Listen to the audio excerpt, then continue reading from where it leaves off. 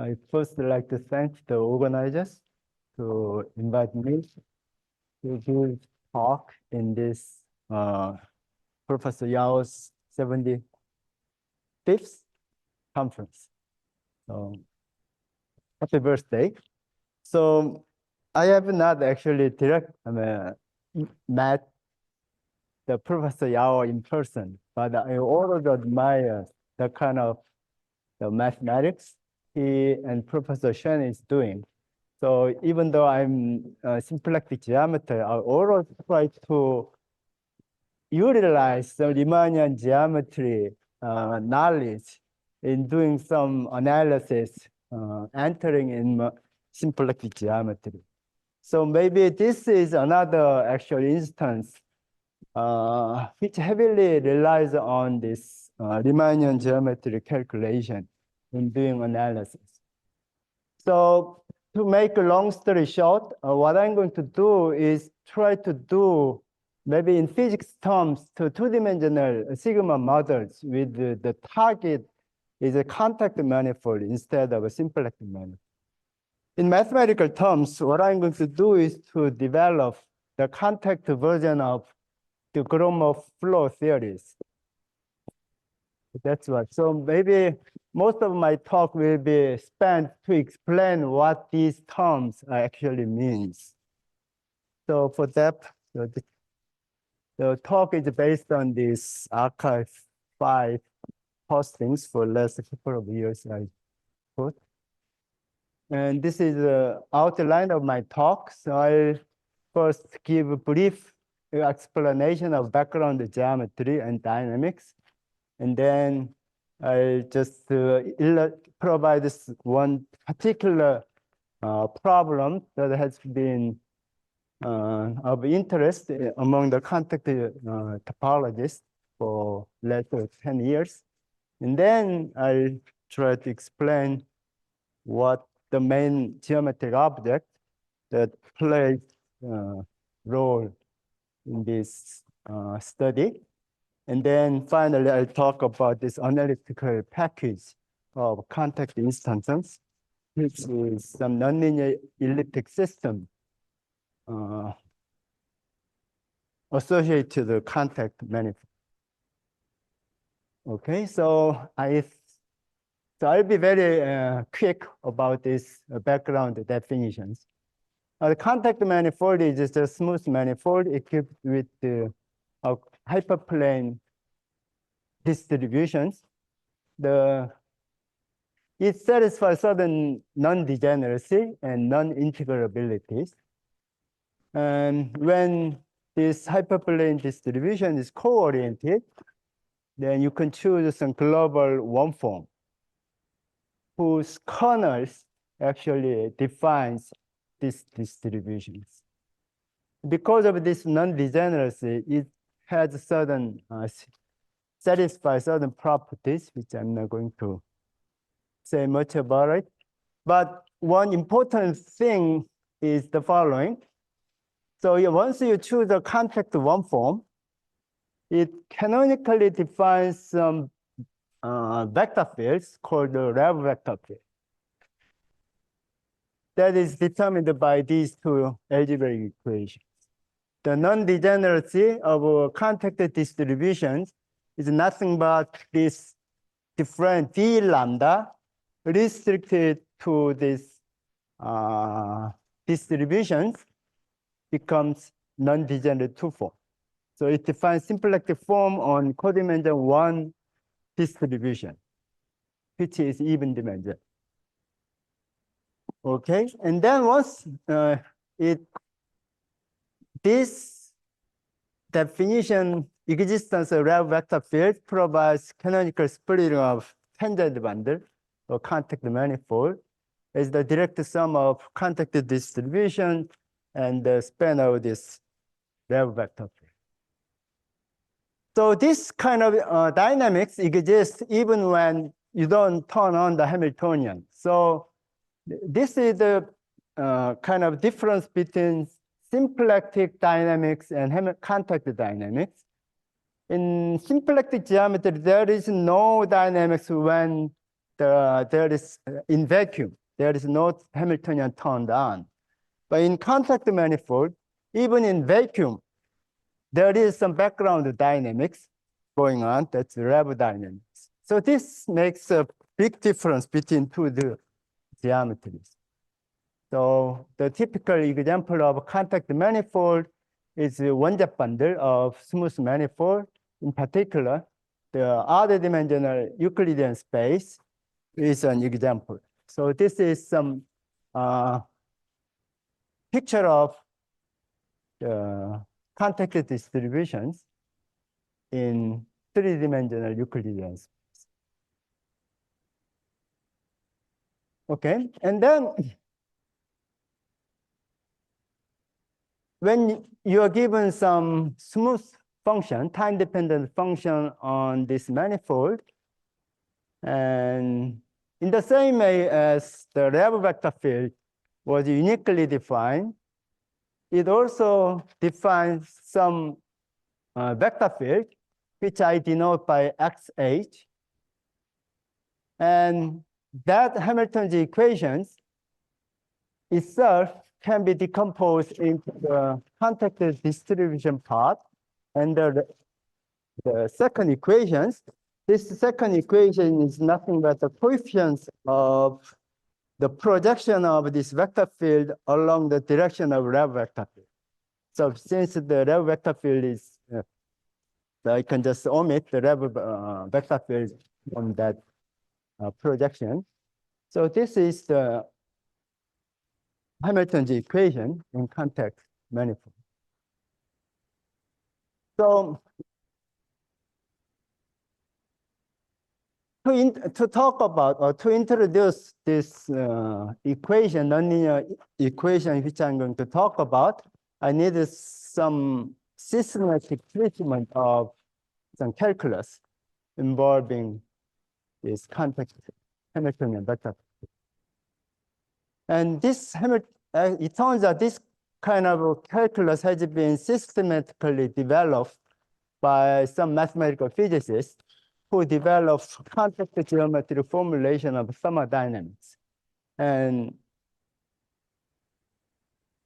in 1970s, actually the mathematician Herman, or even the Kara-Fedori, kind of indicated that contact geometry should be the mathematical language to describe thermodynamics, as the symplectic geometry was the language for the classical Hamiltonian dynamics in the phase space. So that's kind of the maybe motivation to do this study. Okay, and this is just the definition of contact, what contact diffeomorphism is about. And this is just contact vector fields. This is just the vector field generating an isotope of contact morphisms that can be described in this way. And in symplectic Hamiltonian dynamics, when you're given Hamiltonian vector field, it is not straightforward to write down the Hamiltonian, corresponding Hamiltonian. You need to solve some algebraic equation. But in contact case, once you're known, given this contact vector field, the writing down the associated Hamiltonian is easy, just to evaluate the vector field against this contact form. The presence of this negative sign is just the sign convention I adopted. So there is kind of one-to-one correspondence between the Hamiltonian and contact Hamiltonian vector field.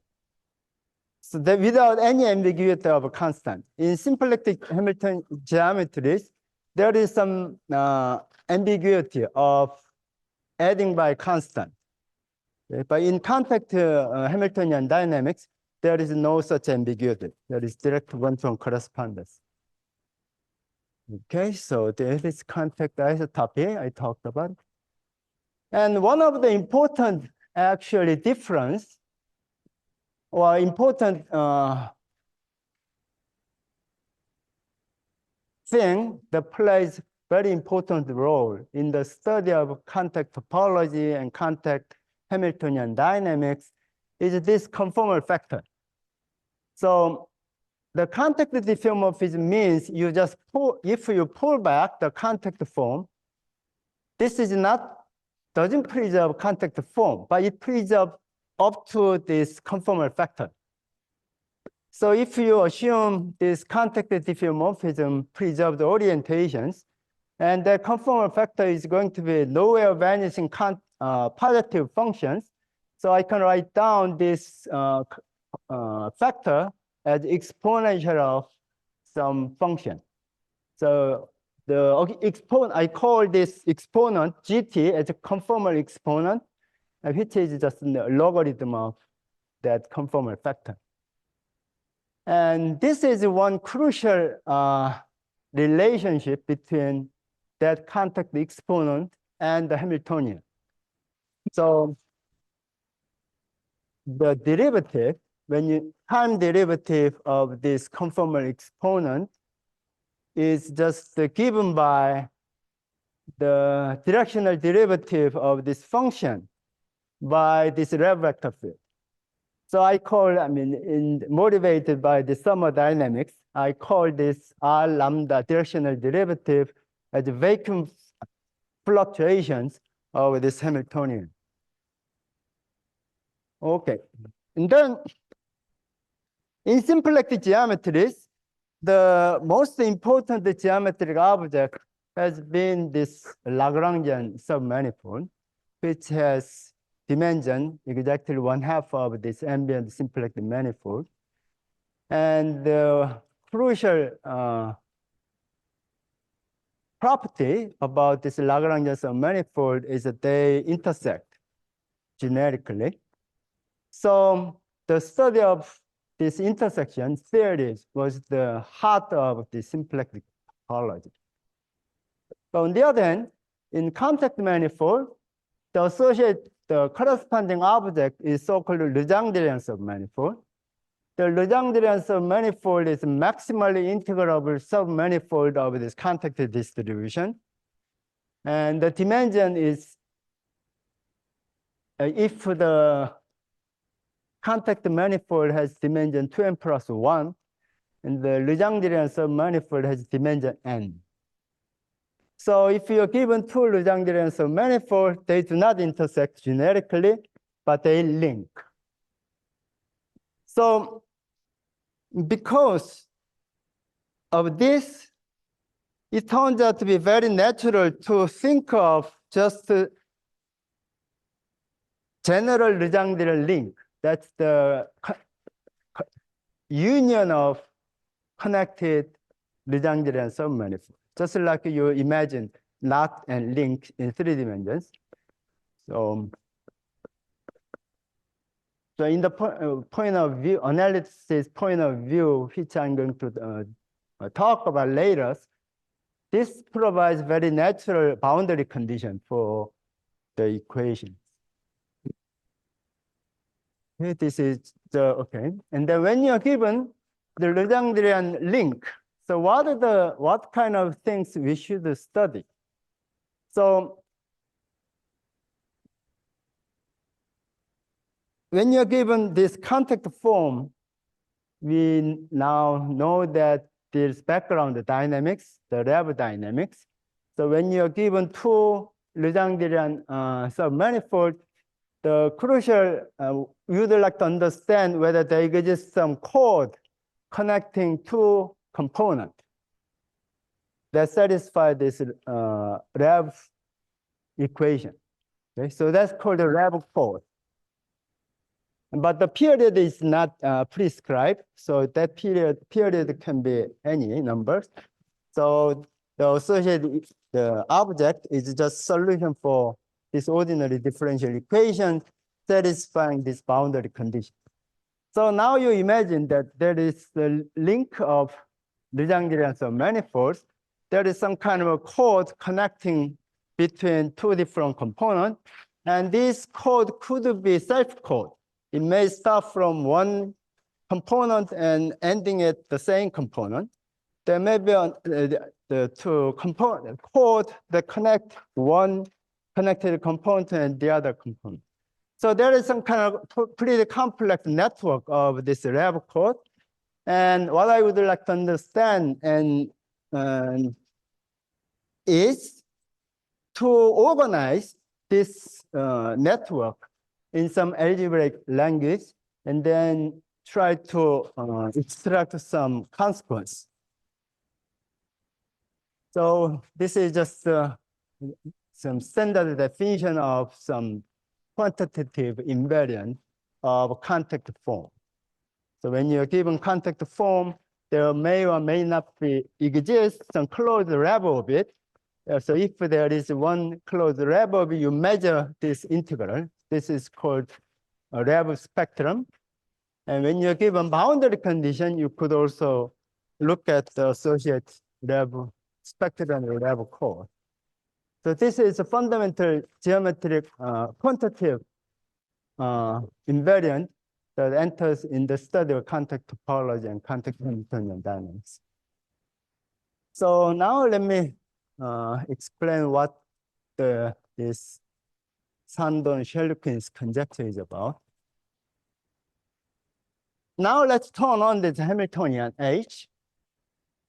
And I already mentioned that there is one-to-one correspondence between the vector field and Hamiltonians.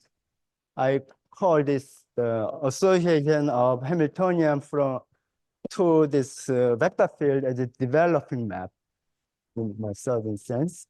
So I just, okay. So this is the contact diffeomorphism. I already mentioned this. So let's go on.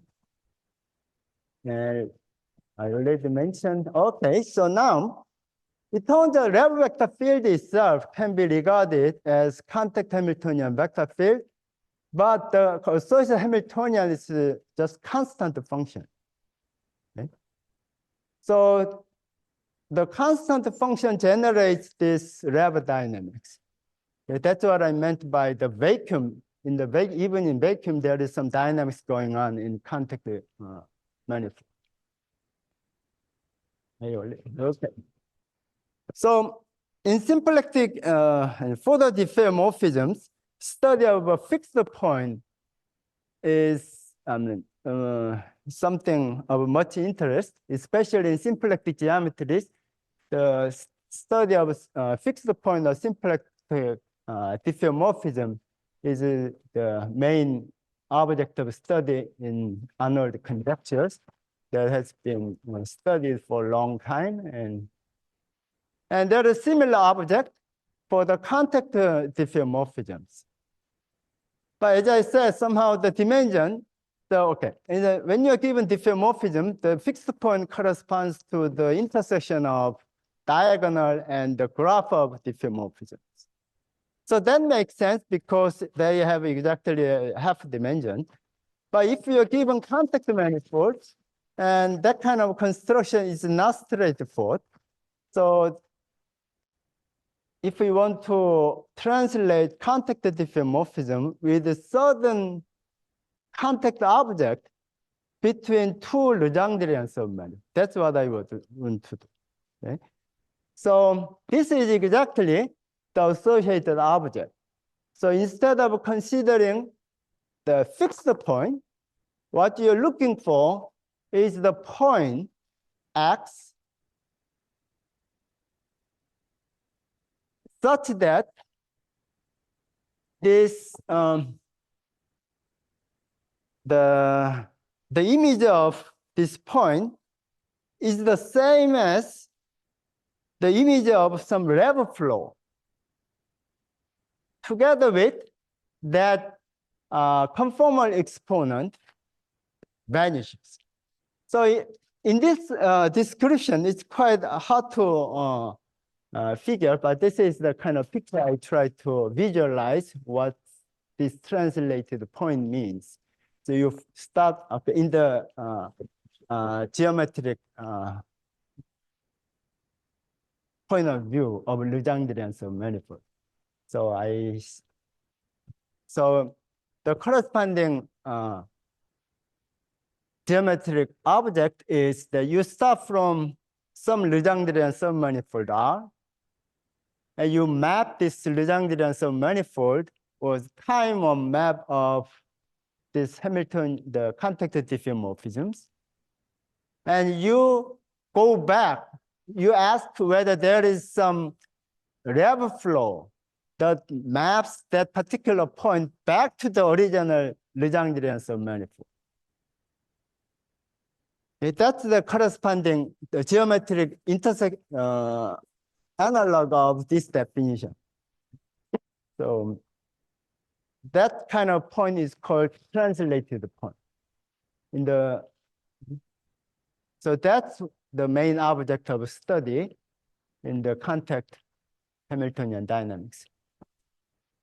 And this is just some definition of non-degeneracy of this translated point. And then I already talked about this action spectrum. And action spectrum is the set of the integral of these one forms for closed rev orbit. And if the ambient contact manifold is compact and there is a lower bound, positive lower bound, and this bound is called the period gap. Of course, we don't know whether there exists any closed rev orbit in general, and this is the celebrated on the Weinstein conjecture. So in general, we don't know whether there is any closed rev orbit in general except 3 dimensions. In 3 dimensions, the TAUs prove that there exists at least one closed rev orbit using the Seiberg-Witten embedded contact homology correspondence. But in general dimension, the existence theorem itself is widely open. Nothing is actually known. But this is the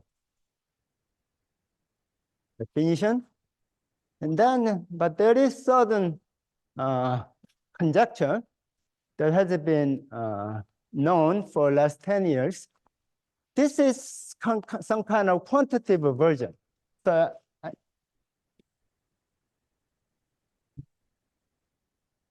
So in Arnold conjecture, for the symplectic diffeomorphisms, the existence of fixed point was much interest. So this is just analog of that.